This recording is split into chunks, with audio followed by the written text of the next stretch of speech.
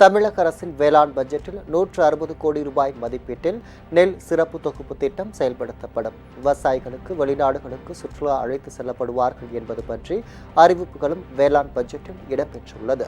நெல் சாகுபடி பரப்பை அதிகரித்து உணவு உற்பத்தியில் தன்னிறைவு அடைய 160 கோடி ரூபாயில் நெல் சிறப்பு தொகுப்பு திட்டம் செயல்படுத்தப்படும். 3 லட்சம் ஏக்கர் மானாவாரி நிலங்களில் கோடை புழவு திட்டத்தை செயல்படுத்த விவசாயிகளுக்கு ஹெக்டருக்கு தலா 2000 ரூபாய் வீதம் வழங்க 24 கோடி ரூபாய் ஒதுக்கீடு செய்யப்பட்டுள்ளது.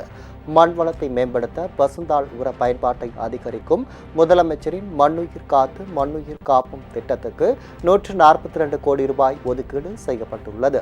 கடந்த 4 ஆண்டுகளாக செயல்படுத்தப்பட்டு வரும் கலைஞரின் அனைத்து கிராம ஒருங்கிணைந்த வேளாண் வளர்ச்சி திட்டம் எஞ்சிய 2338 கிராம ஊராட்சிகளில் 269 கோடி 50 லட்சம் ரூபாய் செலவில் செயல்படுத்தப்படும்.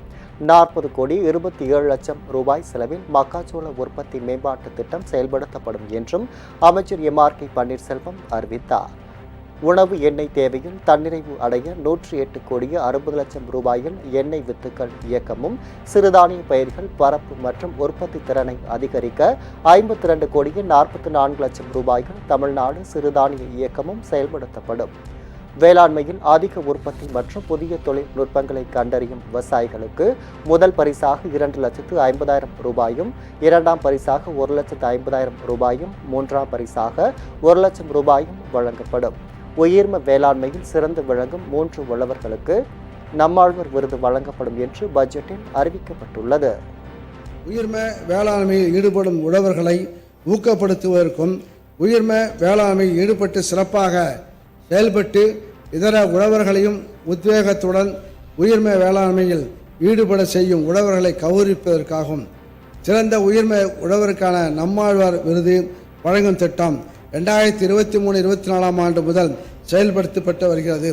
2025-26 ஆண்டிலும் இவ்வகையில் 3 உழவர்களுக்கு பாராட்டு பத்திரத்துடன் தலா 2 லட்சம் ரூபாய் ரொக்கப்பரிசு வழங்கப்படும்.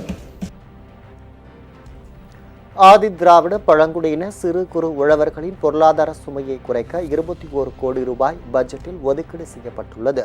நெல்லுக்கு மாற்றாக குறைந்த நீர் தேவையுள்ள பயிர்களின் சாகுபடியை ஊக்குவிக்க 12 கோடி 50 லட்சம் ரூபாய் செலவில் மாற்று பயிர் சாகுபடி திட்டம் செயல்படுத்தப்படும்.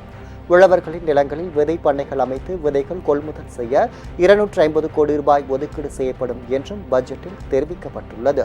வேளாண் துறையில் பயன்படுத்தப்படும் தொழில்நுட்பங்களை நமது விவசாயிகள் அறிந்து கொள்ள வெளிநாடுகளுக்கு சீனா, ஜப்பான், வியட்நாம் நாடுகளுக்கு அழைத்து செல்லப்படுவார்கள் என்றும் அமைச்சர் தெரிவித்தார். உழவர்கள் நெல் உற்பத்தி திறனில் அதிக சாதனை அடைந்துள்ள ஜப்பான், சீனா, வியட்நாம் ஆகிய நாடுகளில் கடைபிடிக்கப்படும் உயரிய தொழில்நுட்பங்களை நேரடியாக சென்று கண்டுணர்ந்து அத்தகைய தொழில்நுட்பங்களை தங்கள் வயல்களில் செயல்படுத்தும் விதமாக 100 முன்னோடி உழவர்கள் ஜப்பான், சீனா, வியட்நாம் ஆகிய நாடுகளுக்கு கண்டுணர் சுற்றுலா அழைத்து செல்லப்படுவர்.